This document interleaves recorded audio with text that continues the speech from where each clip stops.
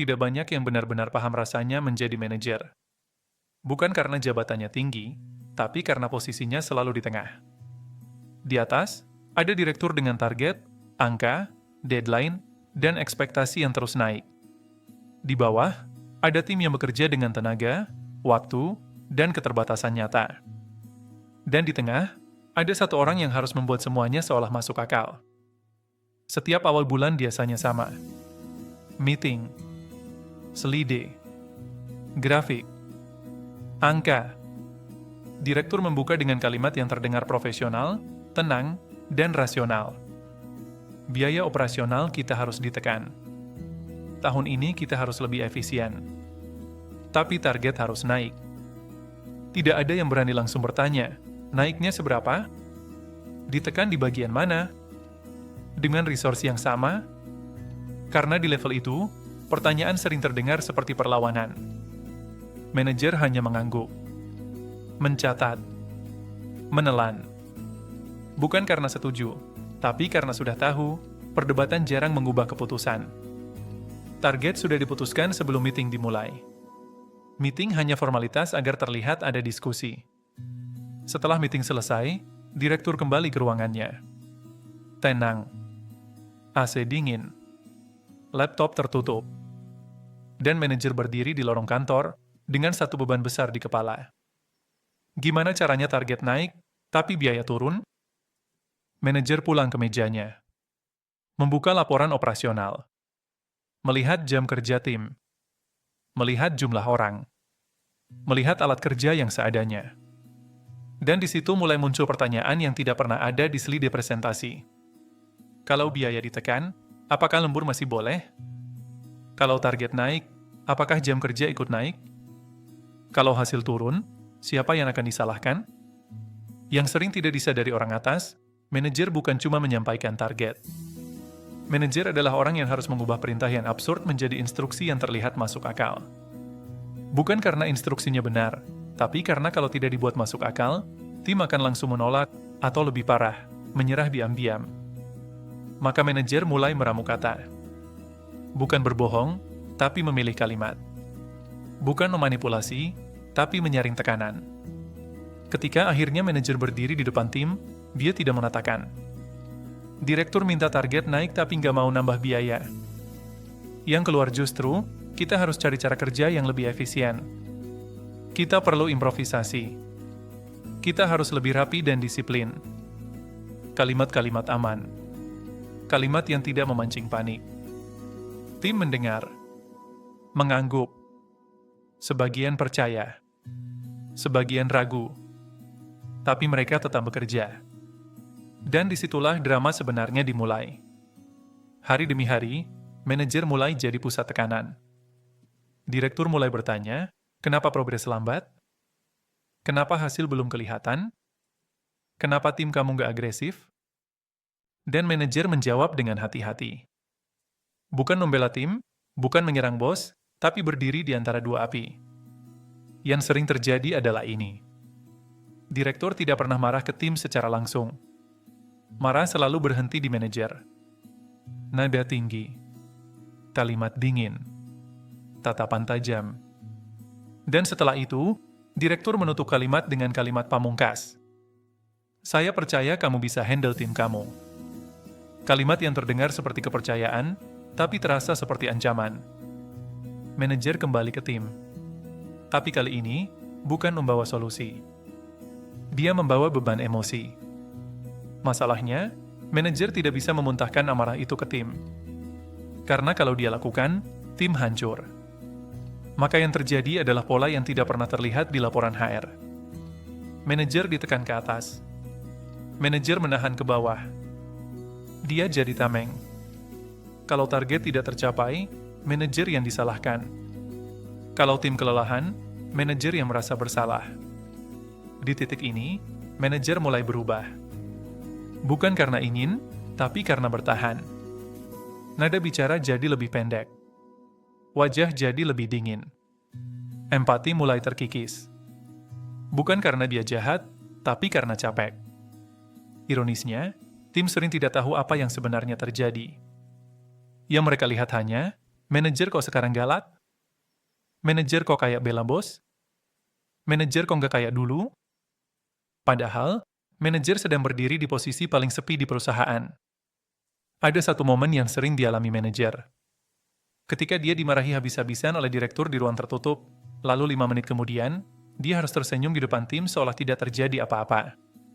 Dan di situ, banyak manajer mulai mati pelan-pelan. Bukan resign, bukan teriak, tapi mati secara mental. Kerja sekadar menjalankan, memimpin sekadar formalitas. Berpikir kreatif dianggap terlalu berisiko. Karena setiap ide baru, kalau gagal, manajer yang kena. Inilah kenapa banyak manajer terlihat setengah-setengah. Bukan karena tidak mampu, tapi karena sistem memaksa mereka bermain aman. Dan selama struktur ini tidak berubah, manajer akan terus jadi korban yang terlihat seperti pelaku. Tidak semua manajer buruk. Banyak dari mereka hanya kelelahan menahan tekanan yang tidak pernah turun ke bawah. Dari luar, posisi direktur selalu terlihat paling nyaman.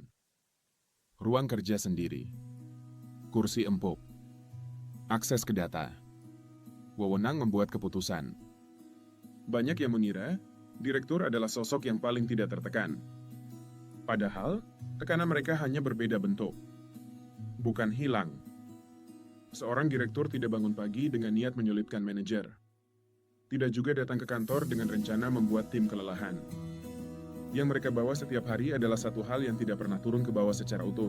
Tanggung jawab perusahaan hidup atau mati. Di level direktur, yang dibicarakan bukan lagi soal satu tim, satu gudang, atau satu proyek. Yang dibicarakan adalah arus kas, laba rugi, investor, utang, ekspansi, dan risiko kegagalan.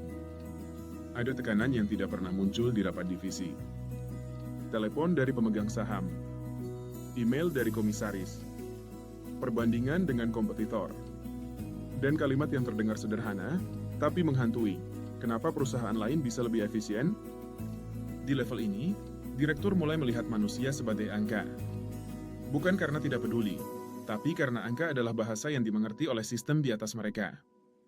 Kalau laba turun, alasan tim sudah kerja keras tidak cukup. Yang ditanya hanya satu, solusinya apa? Maka lahirlah keputusan yang sering terdengar kejam.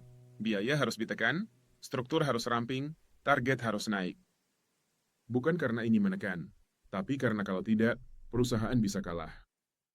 Masalahnya, direktur sering terjebak pada ilusi data. Laporan terlihat rapi. Dashboard terlihat hijau. Slide presentasi terlihat meyakinkan.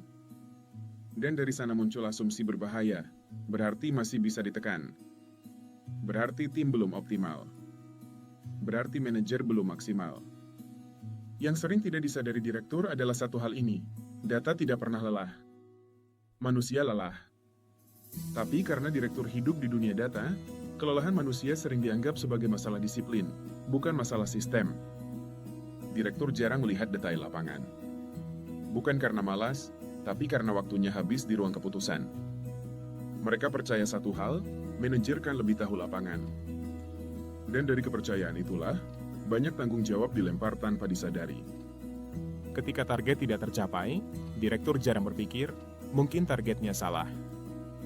Yang muncul lebih dulu adalah eksekusinya yang lemah, koordinasinya yang kurang, manajernya kurang tegas. Disinilah hubungan direktur dan manajer mulai retak tanpa disadari. Direktur merasa sudah memberi arah. Manajer merasa tidak diberi alat. Direktur merasa sudah percaya. Manajer merasa ditinggal sendirian. Ada satu kalimat yang sering keluar dari mulut direktur, tanpa niat jahat. Kamu kan manajer, harusnya bisa atur. Kalimat ini terdengar sederhana, tapi dampaknya besar. Karena di balik kalimat itu, ada makna tersembunyi. Masalah ini tanggung jawab kamu. Kalau gagal, itu kesalahan kamu. Direktur sering lupa, manajer juga manusia. Mereka juga punya batas tenaga, punya emosi, punya tim yang harus dijaga. Namun di dunia direksi, empati sering kalah oleh urgensi. Karena satu keputusan salah, bisa berdampak ke ratusan orang. Dan rasa takut itulah yang membentuk karakter direktur jadi dingin. Bukan karena mereka tidak peduli, tapi karena mereka tidak boleh terlihat ragu. Di level ini, keraguan dianggap kelemahan. Ironisnya, semakin tinggi posisi seseorang, semakin sedikit orang yang berani jujur padanya. Manajer menyaring cerita. Laporan dipoles. Masalah dilunakan. Akhirnya, direktur hidup di realita versi aman. Dan ketika realita lapangan akhirnya meledak, turnover tinggi, kinerja turun, budaya kerja rusak, direktur sering kaget. Kenapa bisa sejauh ini? Padahal, tanda-tandanya sudah lama ada. Hanya saja tidak pernah sampai utuh ke atas. Di titik ini, direktur mulai frustrasi. Bukan ke tim, tapi ke sistem yang mereka bangun sendiri. Namun karena tidak semua direktur mau mengakui kesalahan sistem, yang paling mudah adalah mencari kambing hitam. Dan lagi-lagi, manajer yang kena. Inilah sisi yang jarang dibahas, banyak direktur bukan jahat. Mereka hanya terjebak di menara keputusan yang membuat mereka jauh dari dampak nyata kebijakan mereka sendiri. Kalau kita melihat manajer sebagai tameng, maka kita melihat direktur sebagai pengambil keputusan yang sering buta terhadap efek domino ke bawah. Dan semua ini bermuara ke satu pihak yang paling jarang diajak bicara dalam rapat besar, karyawan. Di semua rapat besar perusahaan, nama karyawan jarang disebut secara personal. Mereka hadir dalam bentuk angka. Banyaknya jumlah. Produktivitas. Jam kerja. Biaya. Bukan sebagai manusia. Karyawan datang pagi bukan untuk memikirkan target perusahaan. Yang mereka pikirkan sederhana. Hari ini kerjanya aman, pulangnya tidak terlalu malam, dan gajinya cukup untuk hidup. Mereka tidak ikut rapat strategi.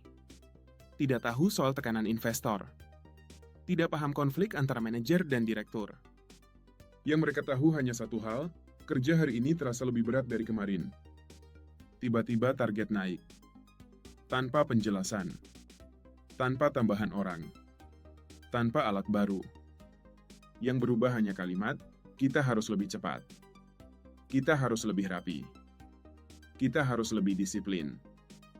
Dari sudut pandang karyawan, manajer berubah. Yang dulu ramah, sekarang dingin. Yang dulu mau mendengar, sekarang lebih sering memerintah.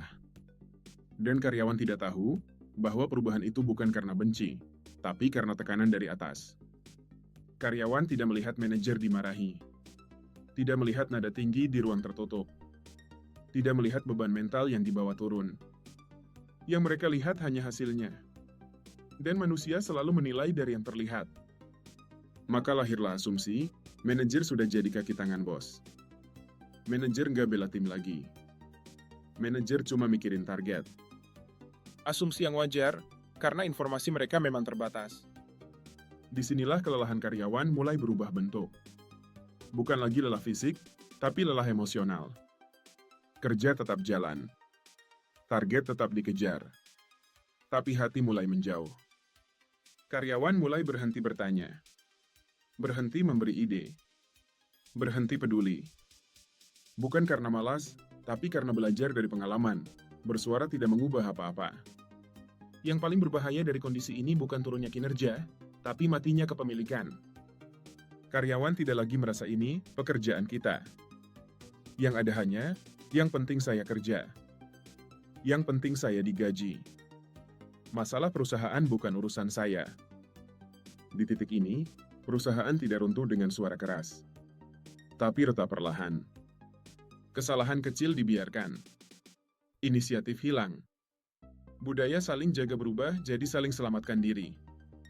Ironisnya, ketika hasil benar-benar turun, karyawan adalah pihak pertama yang dituding. Kurang loyal. Kurang militan.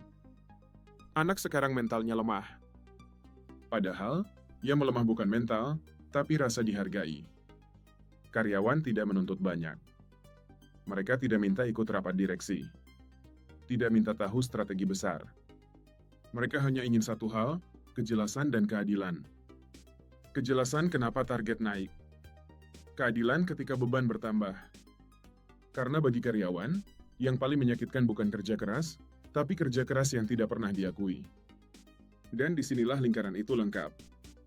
Direktur menekan manajer. Manajer menahan tim. Tim menahan diri. Semua bertahan. Tidak ada yang benar-benar bicara. Jika dibiarkan, yang tersisa hanyalah perusahaan yang berjalan, tapi kehilangan nyawa. Banyak konflik di kantor bukan karena orangnya salah, tapi karena sistemnya bisu. Tidak memberi ruang jujur. Tidak memberi alur turun naik yang sehat. Tidak memberi keberanian untuk berkata, ini tidak masuk akal. Jika kamu karyawan dan merasa capek tapi tidak tahu harus marah ke siapa, ketahuilah, kamu tidak sendirian. Jika kamu manajer dan merasa terhimpit dari dua arah, itu bukan tanda kamu gagal, itu tanda sistemnya bermasalah.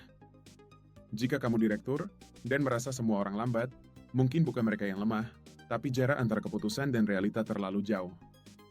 Karena di kantor, yang paling sering hancur bukan bisnisnya, tapi manusianya. Kalau kamu ingin tahu fakta dunia kerja yang jarang dibahas, subscribe YouTube @Praktik Lapangan Bisnis sekarang. Aktifkan loncengnya biar nggak ketinggalan video terbaru. Dan jangan lupa follow Instagram dan TikTok @Praktik Lapangan Bisnis buat konten fakta, sisi gelap, edukasi karyawan, dan humor seputar karyawan. Kita bahas dunia kerja apa adanya,